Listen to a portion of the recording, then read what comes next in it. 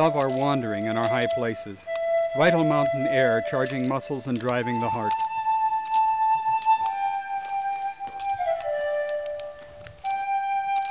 The long trail in the delicate land above treeline crosses the first portal of Ambulancia-Part, and the warrior mountain Popocatépetl comes into view.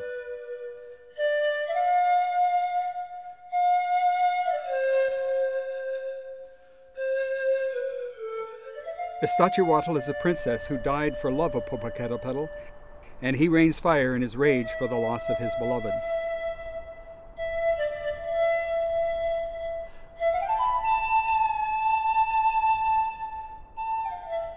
The trail climbs up the gnarled shoulder of the mountain to high camp on a ridge.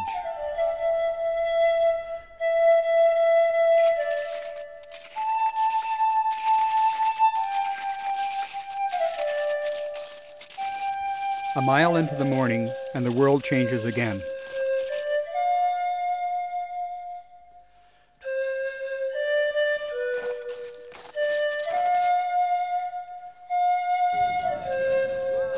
By noon, we've reached the summit at 5,230 meters, 17,158 feet above sea level.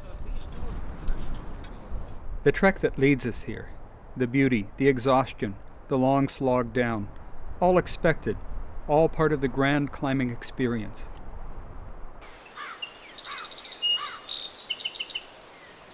In many mountainous regions of the world, the adventure sometimes leads us to the less expected, to sights and experiences we don't anticipate.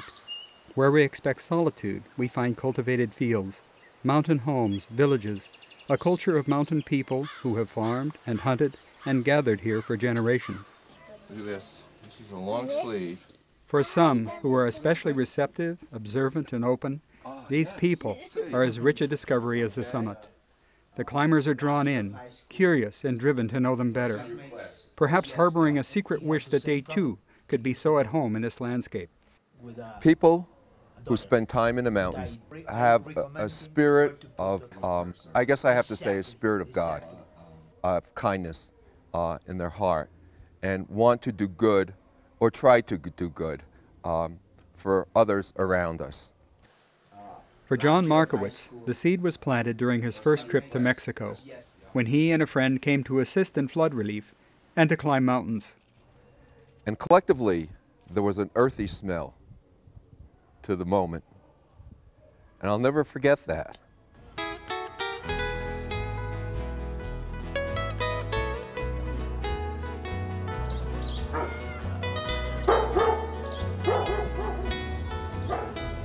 But then we traveled here to La Chachuca and met the people, the guides, the Reyes family, the children at the elementary school, and was touched once again by their happiness and their kindness, their gentleness. La Chachuca is a town near the base of Pico de Orizaba, the highest volcano in Mexico, and it is the home base for Servimont, a guide service operated for 2 generations of the Reyes family. La Chachuca opened its doors to the American climbers. We had a presentation by the children at the elementary school in 1999 when we made our first trip to Pico de Orizaba.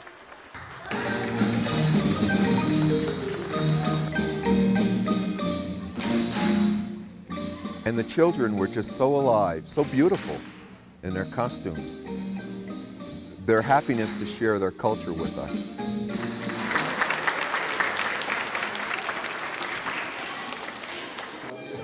John was drawn by these people and their culture, and he was moved by their needs. Gerardo Reyes, Servimont's director, helped show John where his urge to help could do the most good.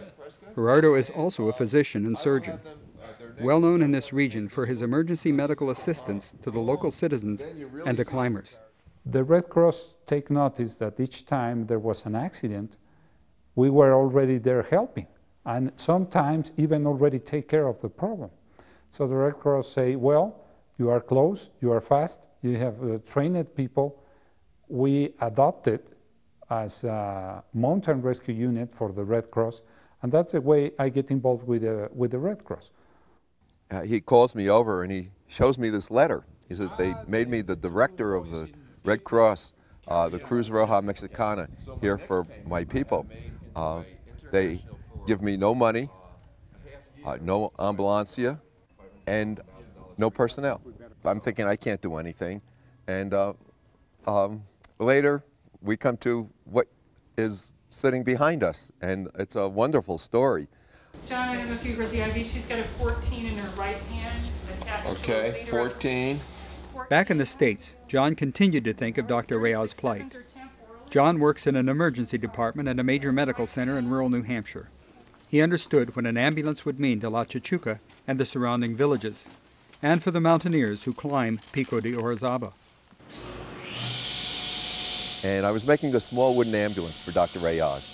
I thought it was a neat way of saying to Dr. Reyes, I know your plight, I wish I could do something. Well, I can make this little wooden ambulance and send it to you as a gift.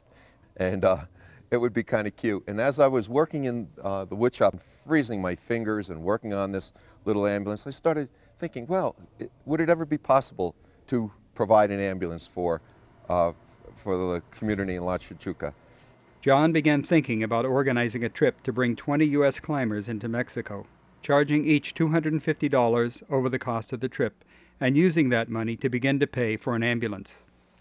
I started thinking, well, maybe I could do something, and was looking around for a vehicle, and we happened to find this vehicle in Arizona.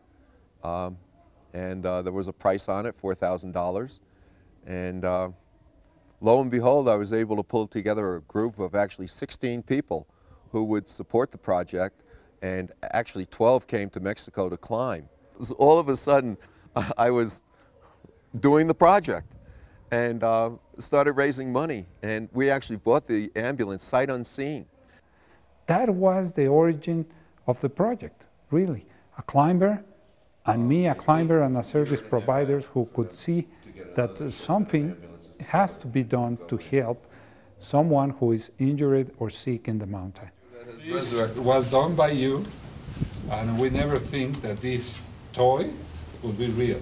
It becomes a big ambulance for And real. now it's real, it will work, and I hope it will help the community, the climbers.